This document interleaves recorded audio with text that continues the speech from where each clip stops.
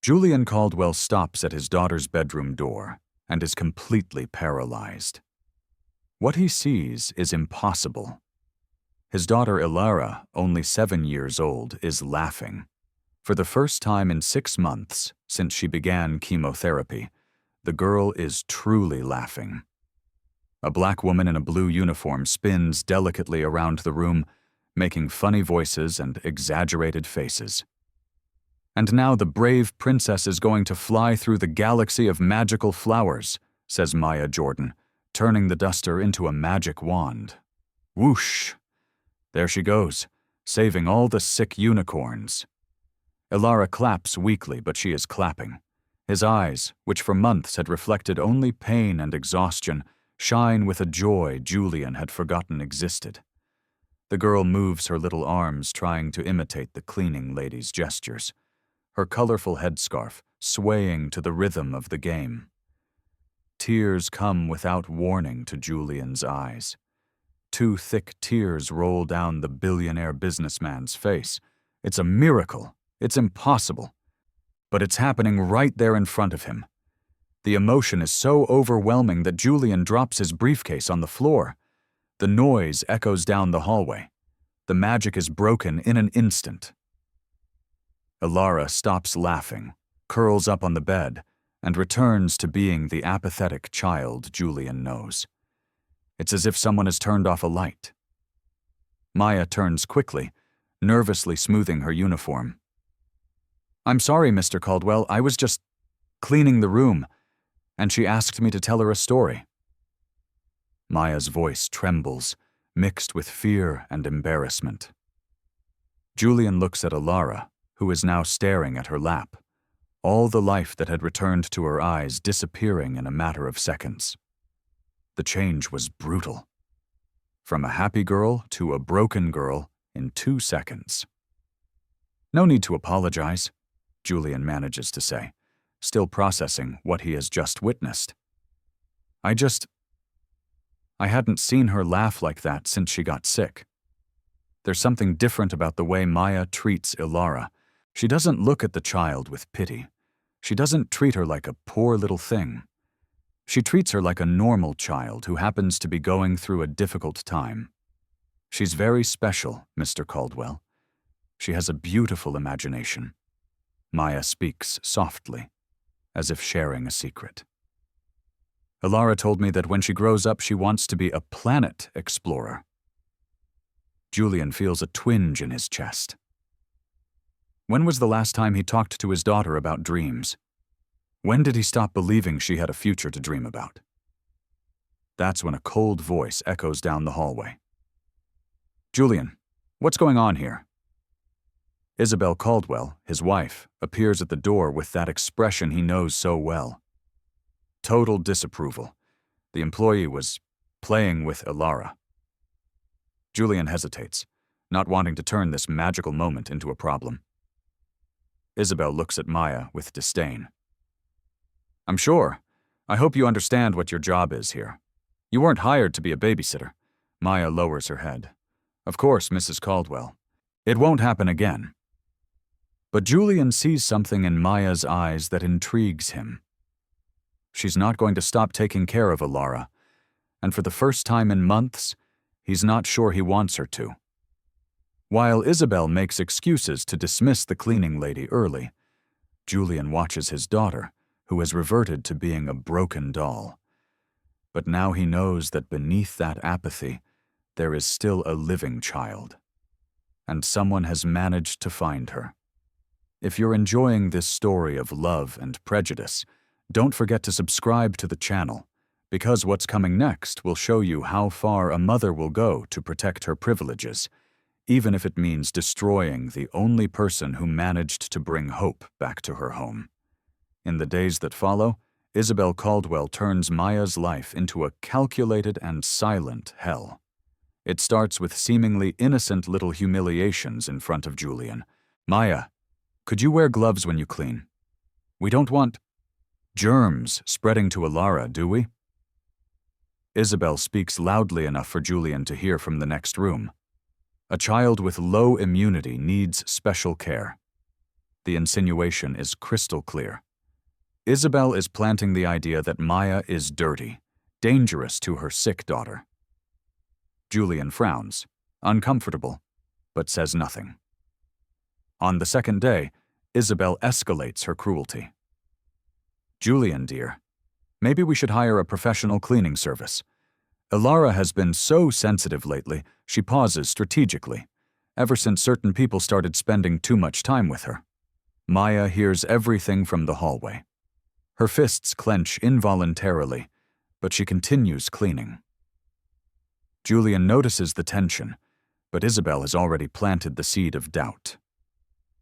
"Isabel, Maya was just being kind to our daughter. Kind." Isabel laughs dismissively. "Julian, don't you see? This woman is taking advantage of our situation. A sick child, a desperate father.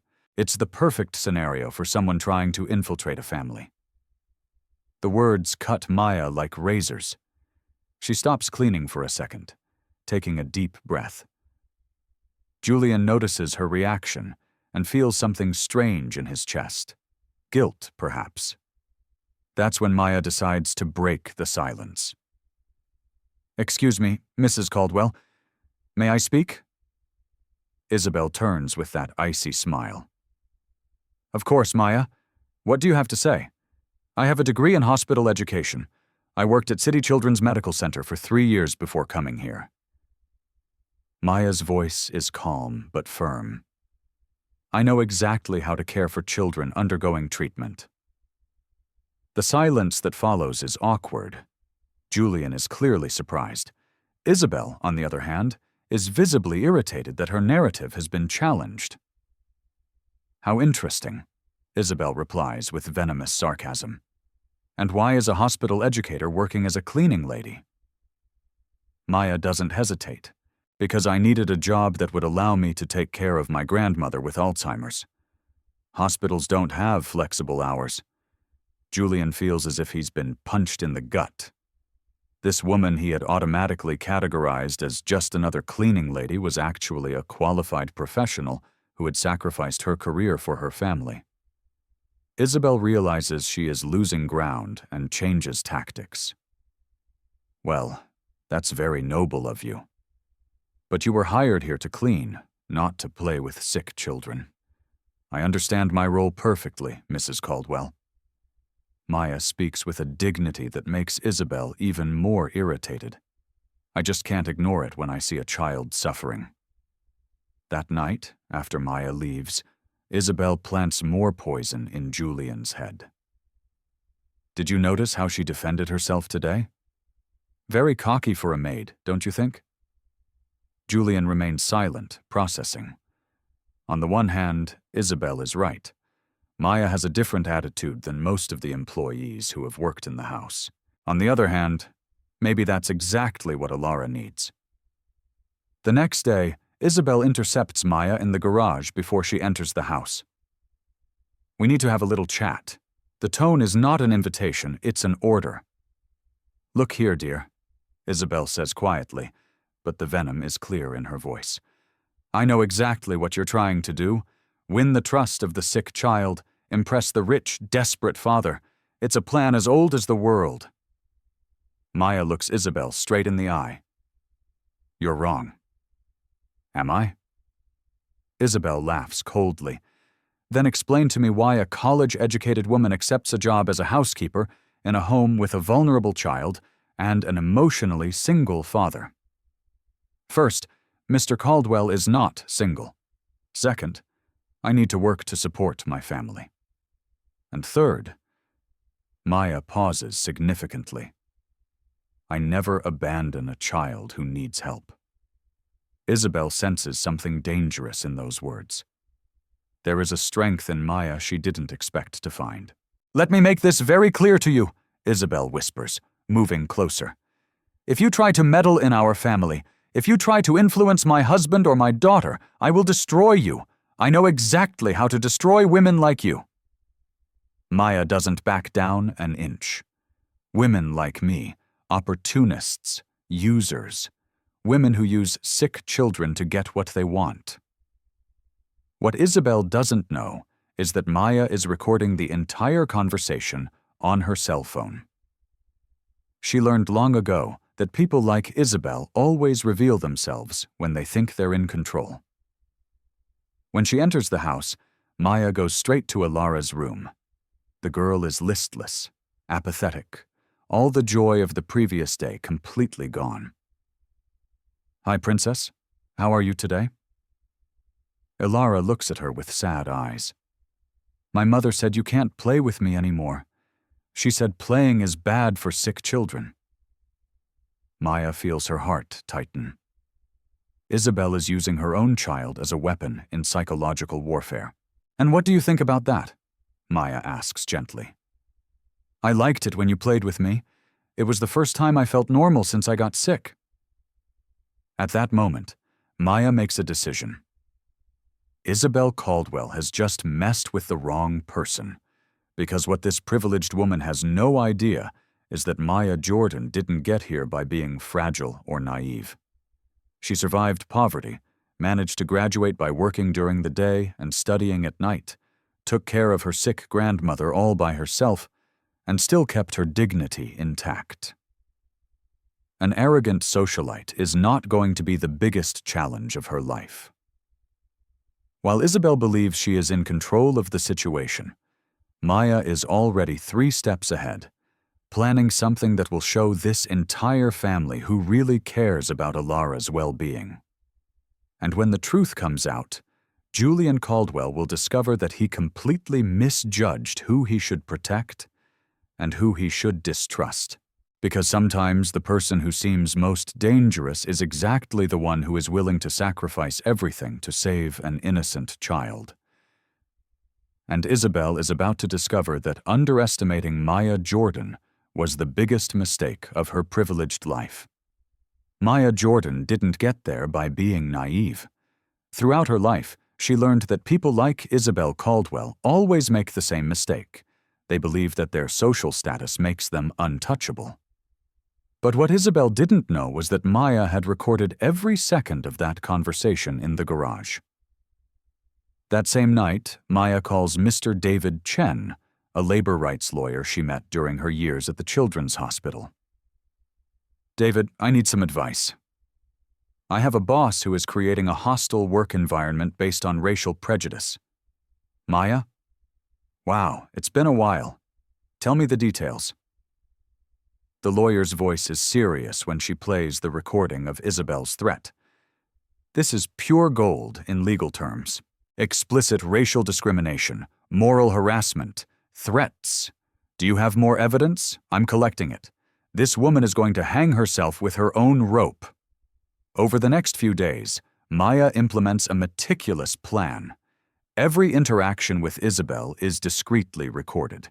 Every prejudiced comment, every calculated humiliation, every attempt at sabotage is carefully documented.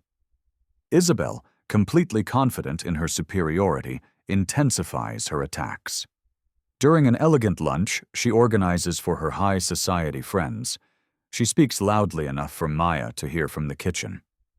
"Just imagine, Julian hired a cleaning lady who keeps meddling in the care of our sick daughter. People like that don't understand boundaries, you know." Her friends laugh quietly, completely unaware that every word is being recorded by the cell Maya strategically placed on the coffee tray. "You should fire that woman immediately, Isabel. People like that are dangerous when they get too close to families like yours." Exactly. They see a sick child and a worried husband as an opportunity. It's instinct, right? They can't help it. Julian arrives home right in the middle of this conversation. Maya watches through the reflection in the glass cabinet as his face contorts in disgust at hearing those words. It's the first crack in the perfect facade Isabel has built. Meanwhile, Maya has discovered something interesting about the perfect Isabel Caldwell. A simple search on social media revealed that the woman has a habit of posting expensive photos at charity events, always promoting herself as a philanthropist dedicated to children in need. But Maya dug deeper. She managed to contact 3 institutions where Isabel supposedly did volunteer work. The response was unanimous. Isabel Caldwell? She showed up for a few photos, but never really helped with the children. In fact, she was quite rude to our staff. Maya's plan takes on a new dimension when she realizes that Ilara is secretly improving. The girl has started looking for her when Isabel leaves the house. "Maya, can you teach me that song you were singing the other day?" Ilara whispers, checking to make sure her mother isn't around. "Sure, princess. But we have to be discreet, okay?" In these stolen moments, Maya not only plays with Ilara, but documents the child's progress. Photos of the girl smiling, short videos of her singing, notes about her improving appetite. Everything is carefully stored on her cell phone. Julian begins to notice the changes in Ilara, but Isabel always has an explanation. "It must be the new medication, dear. The doctor said it could cause mood swings." It is during one of these conversations that Maya hears something that changes everything. Isabel is on the phone with someone, speaking quietly in the office. But Maya manages to pick up fragments while cleaning the hallway. "No, you can't change doctors now. Dr. Evans is following the protocol we discussed exactly. Yes, I know there are newer treatments, but Ilara is responding well to the current one. We don't want to raise false hopes, right?" Maya feels her blood run cold. Isabel is actively preventing Ilara from receiving more effective treatments. But why? The answer comes a few days later when Maya accidentally overhears a phone conversation between Isabel and her sister. "Catherine, you don't understand. Julian is completely devoted to me because of Ilara. He sees me as this devoted mother, this perfect wife who is holding the family together during this crisis." Isabel's voice is laden with sick satisfaction. "If she gets better too quickly, he may start to question whether he really needs me." Maya has to lean against the wall to keep from falling. Isabel is deliberately keeping Ilara sick to secure her position in the family. It's too monstrous to believe, but the recording on her cell phone doesn't lie. That night, she calls Mr. David Chen in desperation. "David, the situation has become much more serious. It's not just racial discrimination. This woman is harming a sick child. Maya, this is a very serious crime. We need to act very carefully, but act fast. Do you have any evidence?" "I have a recording of the conversation." "Perfect. Tomorrow we'll go to the police and the Child Protection Agency. But Maya, you need to be prepared. When this bomb explodes, this family's life will be turned upside down." Maya looks out the window of her small apartment, thinking about the 7-year-old girl who had finally found a reason to smile. "I'm prepared, David. Isabel Caldwell has no idea what's about to happen." The next day, Isabel wakes up without suspecting that her words are already being analyzed by the authorities. She eats her $250 breakfast, chooses her diamond jewelry, and prepares for another day of humiliating the simple cleaning lady who dared to challenge her authority. What Isabel doesn't know is that Maya Jordan was never a simple cleaning lady. She is a woman who has dedicated years to caring for sick children, who understands the healthcare system deeply, who has contacts in the right places, and who has meticulously documented every piece of evidence of discrimination and negligence. While Isabel admires herself in the mirror, satisfied with her apparent victory, Maya is already 3 steps ahead, orchestrating something that will expose not only this privileged woman's racial prejudice, but her truly cruel nature. And when the truth comes out, Julian Caldwell will discover that the person he trusted most was exactly the one who posed the greatest danger to his daughter. Because sometimes justice takes time to reveal itself completely, and Isabel is about to discover that underestimating a dedicated mother, even if she is not the biological mother, was the biggest mistake she could have made. The following Monday, Mr. David Chen was at the district attorney's office with Prosecutor Davis, a specialist in crimes against children. Maya's recordings had created an urgent case that mobilized multiple authorities. This woman is not only committing medical negligence against her own stepdaughter, but also moral harassment based on racial discrimination, explained the prosecutor as she reviewed the evidence. "We're going to act today. Meanwhile, Isabel woke up unsuspecting, planning another day of psychological torture against Maya. She had prepared a special plan to invite her high society friends to a charity tea, where she would publicly humiliate Maya in front of important witnesses. Julian was in a meeting when he received an unexpected call. "Mr. Caldwell? This is Prosecutor Davis from the District Attorney's Office. I need to speak with you urgently about your daughter Ilara." Julian's heart raced. "Has something happened? Is she okay?" "Sir, we have evidence that your wife may be deliberately interfering with your daughter's medical treatment. Can you come to our office now?" Julian rushed out of the company, leaving everything behind. 2 hours later, he was sitting in a cold room listening to recordings that made his world completely fall apart. Isabel's voice echoed through the speakers. "If she gets better too quickly, Julian may start to question whether he really needs me." "My God," Julian whispered, his hands shaking. "She's keeping my daughter sick on purpose?" "There's more, Mr. Caldwell." The prosecutor played the recordings of Isabel threatening Maya, the racist comments, the calculated humiliations. Every word was like a stab in Julian's chest. While Julian was discovering the truth, Isabel was welcoming her friends to her home for the charity tea party. 5 women from high society, all eager for gossip and social drama. "Just imagine, my dears," Isabel said loudly as Maya served coffee. "They hire someone like that and think they can meddle in family affairs. They don't know their place." Mrs. Eleanor Vance, a socialite famous for her conservative views, laughed loudly. "Isabel, you're too generous. I would have fired her on the first day of insubordination." "I'm just being educational," Isabel smiled cruelly. "Some people need to learn the hard way that there are natural hierarchies in society." Maya continued serving in silence, but her cell phone vibrated insistently in her pocket. "Messages from Mr. David Chen. It's happening now. The police are on their way." At 3 o'clock sharp, the doorbell rang. Isabel frowned. She wasn't expecting anyone else. When she opened the door, she found 2 police officers, Prosecutor Davis and Julian, with an expression she had never seen before. Isabel Caldwell asked one of the police officers. "Yes, that's me. What's going on?" Her voice was already shaking, sensing that something was terribly wrong. "Ma'am, you are under arrest for child medical negligence, harassment, and racial discrimination." The handcuffs glinted in the afternoon light. The silence that followed was deafening. The 5 socialites in the room were completely paralyzed, their teacups suspended in mid-air like porcelain statues. Julian. Isabel looked at her husband in despair. "What is this? What kind of sick joke is this?" Julian approached slowly, his voice cold as ice. "Medical negligence, Isabel.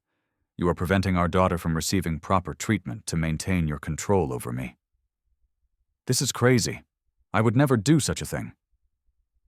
The prosecutor opened a folder. "We have recordings, Mrs. Caldwell. Your own voice confessing that you keep the child sick to ensure your husband's devotion." Mrs. Vance dropped her teacup on the floor. The sound of shattering porcelain echoed through the room like a gunshot. "And there's more," Julian continued, his anger growing. "The recordings show you humiliating and threatening Maya out of pure racial prejudice, a woman who is a trained hospital teacher and who is helping our daughter get better." Isabel looked around the room, seeking support from her friends. What she found were faces of horror and disgust.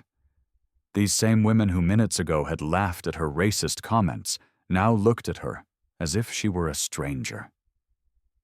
"Isabel," whispered Mrs. Vance, "you are harming a sick child? Your own stepdaughter." "No, you don't understand. I was only protecting my family." "Protecting," Julian exploded. "You were slowly killing my daughter to maintain your status as a devoted wife." At that moment, Maya appeared at the door of the room. All the socialites turned to her. their expressions changing completely. She was no longer the simple cleaning lady they had despised. She was the brave woman who had saved an innocent child. "Maya?" Julian approached her, his voice broken with emotion. "Forgive me. Please forgive me for not seeing who you really are." Maya looked at Isabel being handcuffed, and then at Julian. "I didn't do it for forgiveness, Mr. Caldwell. I did it because no child deserves to suffer at the hands of those who should protect them." Mrs. Vance stood up abruptly. "Isabel, you got us involved in this. You made us accomplices to racial prejudice against a woman who was saving a child. Eleanor, you made comments too." "You all did," Isabel shouted in desperation. "We didn't know you were hurting a sick child," another socialite retorted. "We thought you were just, well, being yourself." The irony was perfect. Isabel had tried to use her friend's prejudice as a weapon, but now that same prejudice was turning against her when they discovered she had crossed an unacceptable line. As she was led away by the police, Isabel screamed, "Julian, you can't do this to me! I'm your wife! I'm Ilara's mother!" "You were never her mother," Julian replied coldly. "Mothers protect their children." "You were killing her." After Isabel was taken away, Julian rushed up to Ilara's room.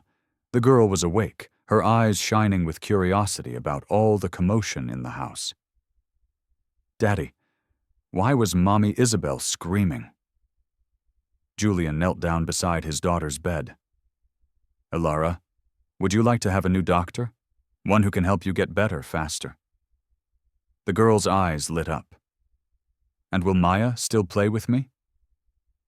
Julian looked at Maya, who was standing in the doorway watching. "If she wants to, she can play with you forever."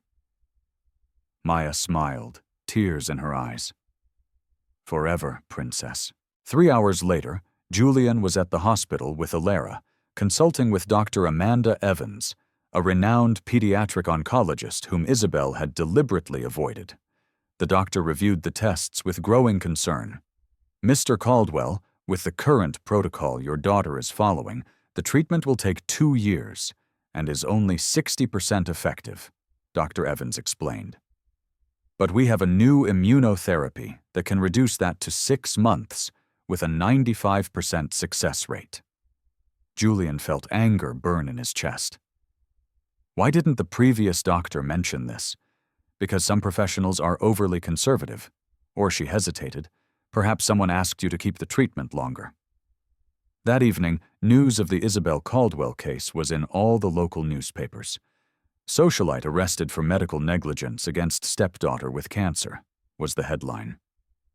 The 5 friends who had been at the tea party had already given interviews completely distancing themselves from Isabel.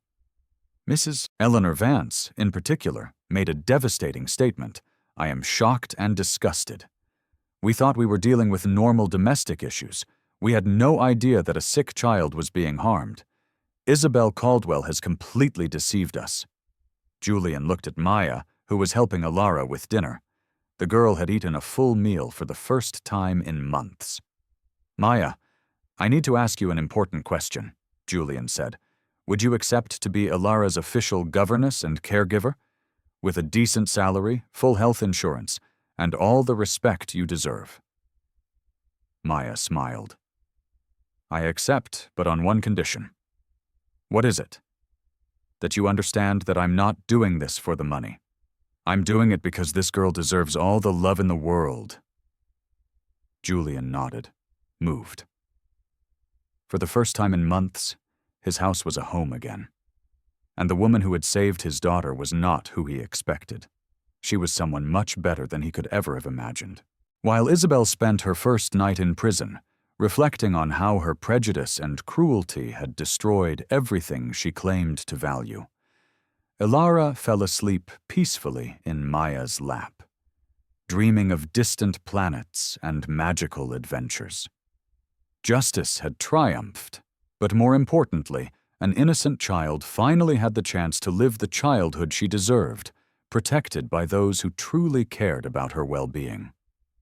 6 months later, Ilara was in complete remission. The new treatment with Dr. Evans had worked like a miracle. The girl was running around the garden again, her hair growing back in golden curls, laughing loudly as Maya pushed her on the swing Julian had installed. Isabel was sentenced to 3 years in prison for child medical negligence and moral harassment. Her former socialite friends abandoned her completely. Mrs. Vance even created a foundation in Ilara's name as a way to compensate for her unwitting participation in the injustice. Julian promoted Maya to family care manager with an executive salary. She brought her grandmother, who had Alzheimer's, to live on the estate, where she would receive first-rate medical care. "Daddy, is Maya going to be my real mom now?" Ilara asked one golden afternoon after Julian proposed to Maya. "If she wants to, princess. She already takes better care of you than any biological mother." Maya smiled, hugging the girl who had saved her life as much as she had saved hers. "Forever, my love." Today, Ilara is 8 years old and dreams of becoming a pediatrician. Julian turned part of his company into a foundation that offers innovative treatments for underprivileged children with cancer. Maya runs the project, using her experience in hospital pedagogy to revolutionize childcare. Isabel left prison demoralized, bankrupt, and alone. She lost everything: her husband, her stepdaughter, her social status, and her self-respect. Today she works as an attendant at a clinic, ironically caring for sick children, learning in practice the values she never knew how to recognize. Maya's greatest revenge was not to destroy Isabel, but to build a family based on true love, proving that prejudice only blinds those who choose not to see. Sometimes the person who seems least qualified is exactly the one who has the most love to offer. If this story touched your heart, subscribe to the channel for more stories that show how love always conquers prejudice, and how the best families are those we choose with our hearts.